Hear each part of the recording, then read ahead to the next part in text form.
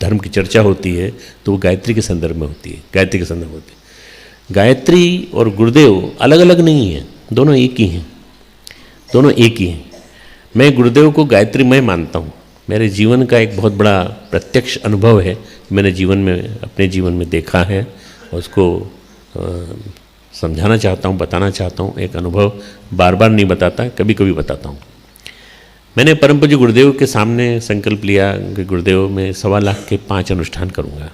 मैं यहाँ आ गया था, इसके पहले भी मैंने किए थे अनुष्ठान, तो मैंने कहा 1.25 लाख के 5 अनुष्ठान करूँगा। एक में एक 40 माला रोज करनी पड़ती है 40 दिन तक, और मैंने किया उसका अनुष्ठान को किया। पहला अनुष्ठान जब मैंने किया तो आराम से हो गया। मैंने कहा चलो दूसरा अनुष्ठान करते हैं। तिलक लगवाने ऊपर गया तो गुरुदेव ने तिलक लगा दिया, कलावा बांधा और ये कहा तुम क्यों कर रहे हो भाई? मेरे मन में कुछ है, मनोकामना है, उसकी पूरी करनी है। अच्छा ठीक है, मनोकामना पूरी होगी तुम्हारी। 40 दिन में जब 5 दिन रह गए थे तो गुरुदेव ने कहा भाई देखो भाई सुनो, ब्रह्मवर्चस्व शोध संस्थान खड़ा किया है, इसके लिए मशीनें लानी है ढेर सारी, वो तुम लेकर के आओ। तो मैंने कहा 5 दिन रुक जाओ ना, 5 दिन बाद भेज देना कहीं। अब गुरुदेव से तो मेरी चर्चा ऐसी होती थी, पिता और पुत्र की जैसे होती है।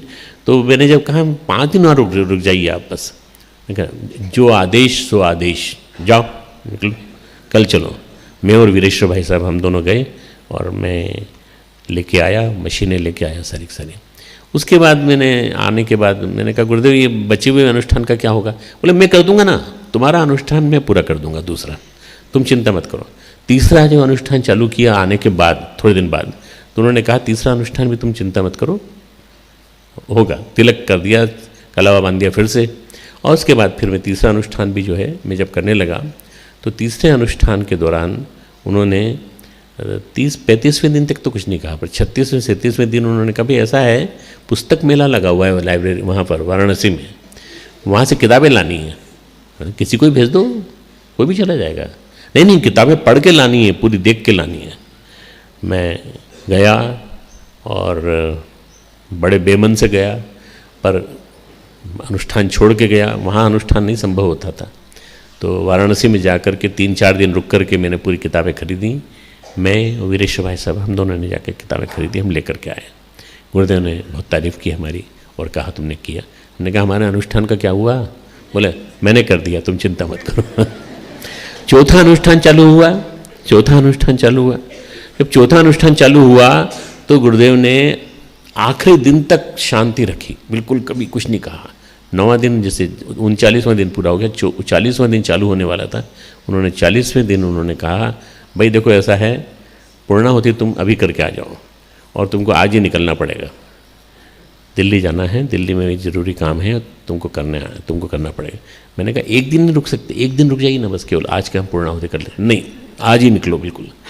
गुरु जो है, गुरु का आदेश ऐसा होता है जिसको आप मना नहीं कर सकते। गुरु के आदेश से तो आप आए शांति कुंज, और गुरु के आदेश से आपने नौकरी छोड़ी और यहाँ आकर के रह रहे हो तो उसी वजह से रह रहे हो। यहाँ रह रहे हो और पूरी दुनिया में तुम नाम पा रहे हो तो वो हमारी वजह से, इसलिए हमारी बात मानना पड़ेगी। मैं उस दिन मैंने कह दिया, मैंने कहा गुरुदेव अब तो नहीं जाऊँगा, मैं अब नहीं जाऊँगा। क्यों नहीं जाओगे? हमारे शिष्य हो। मैं आप मेरे से बार बार पूछते हो कि किस लिए कर रहे, तो पूछ तो लो अनुष्ठान में क्यों कर रहा हूँ। हाँ बताओ क्यों कर रहे हो? मैंने कहा मैं गायत्री के दर्शन करना चाहता हूँ, गायत्री माता के दर्शन प्रत्यक्ष साक्षात अपनी आँखों के सामने जिस रूप में है वो उस रूप में करना चाहता हूँ। तो गुरुदेव ने कहा अच्छा इतनी छोटी सी बात तो बताई क्यों नहीं तुमने, अभी तक बताई नहीं तुमने। गुरुदेव ने कहा अच्छा चलो वहाँ जहाँ बैठे हो वहीं आंखें बंद कर लो। सामने ही बैठा था उनके, आंखें बंद कर ली। आंखें बंद कर लो, जब मैं कहूँ तब खोलना। तो गुरुदेव ने आंखें बंद खोलने के लिए कहा, और जब आंखें खुली तो मैंने गुरुदेव के स्थान पर गायत्री माता को बैठे देखा। गायत्री माता विराजमान थी। बार बार मेरी पलक बंद होती तो गुरुदेव आ जाते, फिर बार बार पलक खुलती तो फिर गायत्री माता आ जाती। मतलब ये क्रम जो है, ये जैसे स्विच ओवर होता है ना, ऐसे स्विच ओवर बार बार चलता रहा, 2-3 बार चलता रहा, 5 बार चलता रहा, और मैं चरण पकड़ करके बस रोने लगा उनको। मैंने कहा कि गुरुदेव आपने ये अभी तक क्यों छुपाए रखा रहस्य? बोले बेटा तुमको दिखाया और किसी को नहीं। बस भगवान ने अर्जुन को 12वें 11वें अध्याय में दिव्यम ददामि ते चक्षु, तो वे दिव्य चक्षु देता हूँ मैं, और दिव्य चक्षु देता हूँ तो इसको देख, और देखने के बाद तू बता कि देखो क्या दिखता, तो विराट रूप दिखाया भगवान ने। मुझे भी मित्रों विराट रूप देखने का मिला है परम पूज्य गुरुदेव का, और वो उन्होंने जो मुझे बातें बताई हैं कि सारे विश्व में गायत्री का विस्तार होगा, वो मुझे कभी अविश्वास नहीं होता, मुझे विश्वास होता है कि निश्चित रूप से होगा, चाहे हम मैं रहूँ चाहे न रहूँ, निमित्त में बनूँ चाहे न बनूँ, पर होगा जरूर। और करने वाले ढेर सारी लीला धारी जो हैं, ढेर सारे अंशधारी, ढेर सारे उनके गुरुदेव की सत्ता के अंश लेकर के आएंगे और वो करेंगे इस काम को। नई पीढ़ी आएगी, दिया के माध्यम से और यूथ ग्रुप के माध्यम से नई पीढ़ी कर रही है, अनुष्ठान कर रही है।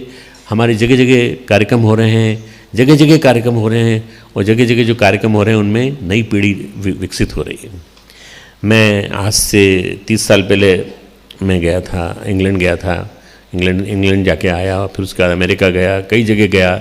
वहाँ के बच्चे, वहाँ के जो बच्चे थे वो बड़े हो गए, उनके बच्चे हो गए, उनके बच्चे आ रहे हैं, और बच्चे उनके विकसित होते चले जा रहे हैं, और उनके मिशन, उनके जीवन में गायत्री आती चली जा रही है।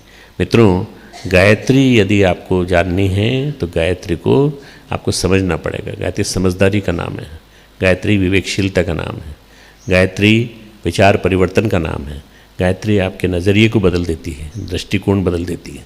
ऐसी गायत्री का जो प्रज्ञावतार होने वाला है, उस प्रज्ञावतार के लिए प्रतीक्षा करिए और अपने जीवन को बदलिए, अपने जीवन में आचरण में परिवर्तन लाने की कोशिश करिए।